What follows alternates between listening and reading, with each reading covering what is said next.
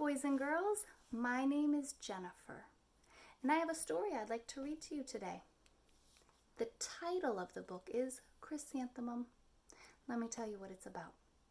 This little mouse is named Chrysanthemum. That's a long name, isn't it? Chrysanthemum. 4 syllables. Would you like to try it? Here we go. Chrysanthemum. Good try. This picture on the front cover is an illustration of a chrysanthemum flower. This mouse and this flower have the same name, Chrysanthemum.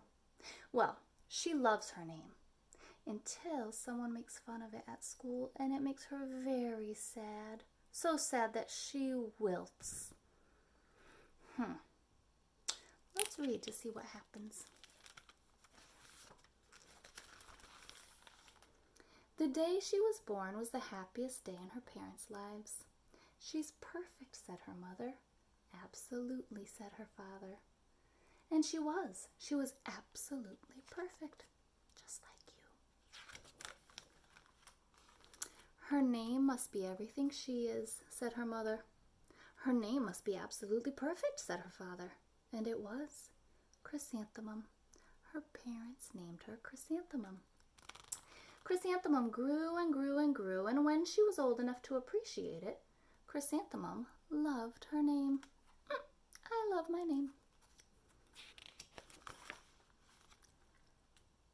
She loved the way it sounded when her mother woke her up. She loved the way it sounded when her father called her for dinner, and she loved the way it sounded when she whispered it to herself in the bathroom mirror. Chrysanthemum, chrysanthemum, chrysanthemum. Chrysanthemum loved the way her name looked when it was written with ink on an envelope.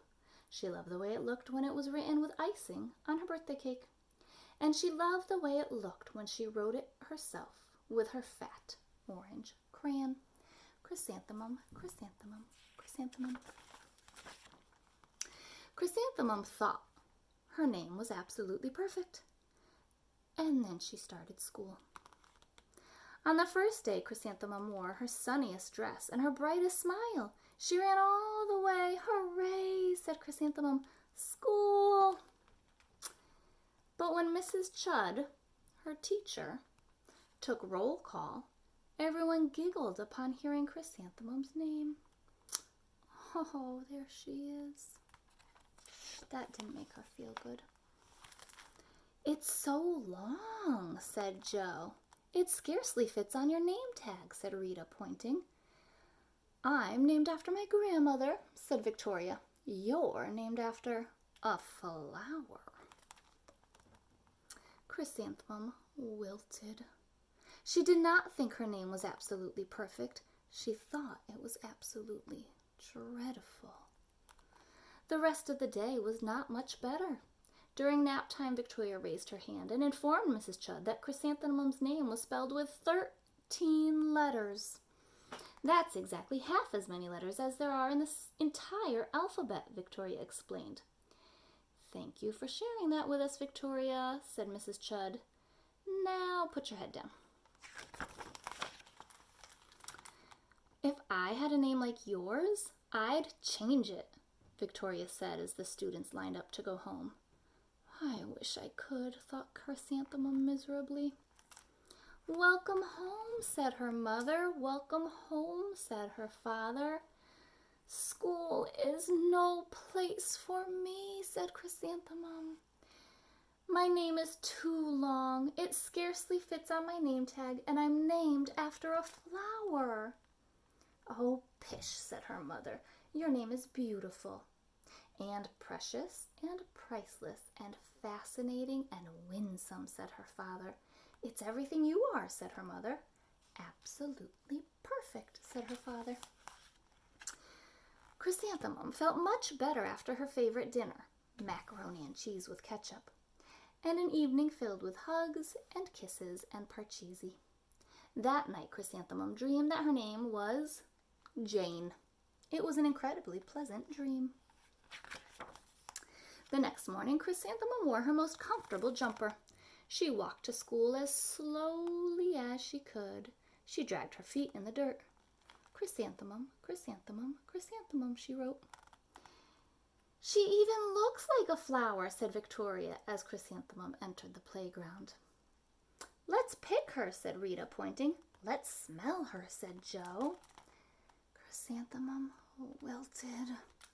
She did not think her name was absolutely perfect. She thought it was absolutely dreadful. The rest of the day was not much better. During nap time, Victoria raised her hand and said, A chrysanthemum is a flower. It lives in a garden with worms and other dirty things. Thank you for sharing that with us, Victoria, said Mrs. Chudd. Now put your head down. I just cannot believe your name, Victoria said as the students lined up to go home. Neither can I, thought Chrysanthemum. Welcome home, said her mother. Welcome home, said her father. School is no place for me, said Chrysanthemum. They said I even look like a flower. They pretended to pick me and smell me. Oh, pish, said her mother. They're just jealous. And envious and begrudging and discontented and jaundiced, said her father. Who wouldn't be jealous of a name like yours, said her mother. After all, it's absolutely perfect. Chrysanthemum felt a trifle better after her favorite dessert, chocolate cake with buttercream frosting, and another evening filled with hugs and kisses and parcheesi. That night, Chrysanthemum dreamed that she really was a chrysanthemum.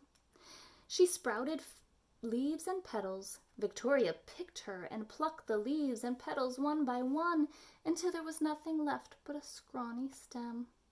It was the worst nightmare of Chrysanthemum's life.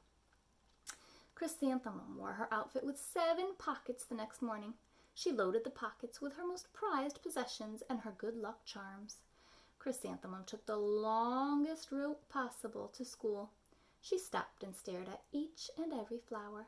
Chrysanthemum, chrysanthemum, chrysanthemum, the flowers seemed to say.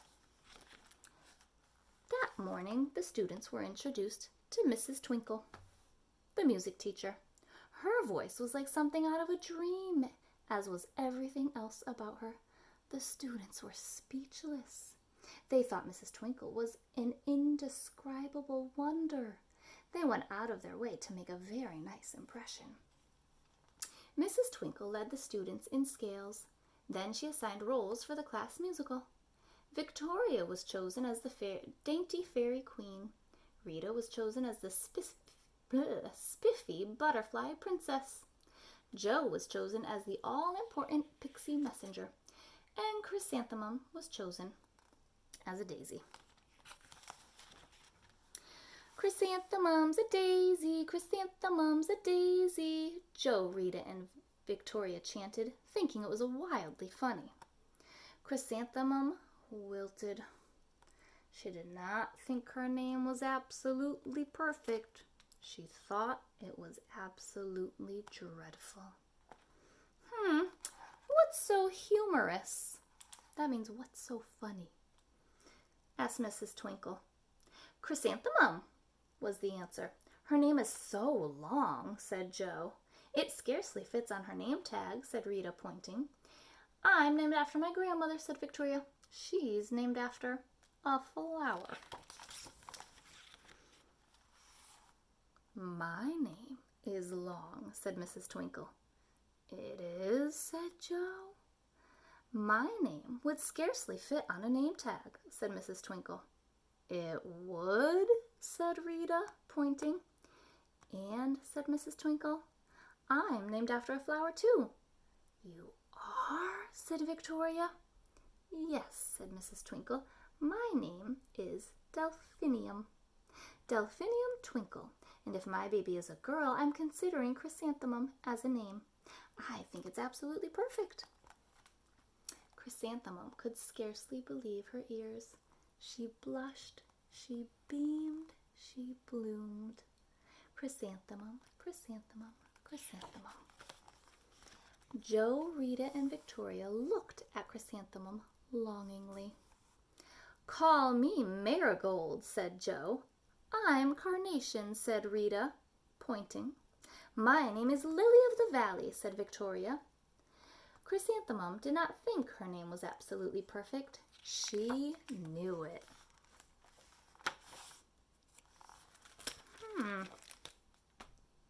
She found a way to really love her name. All right, I'll see you next time.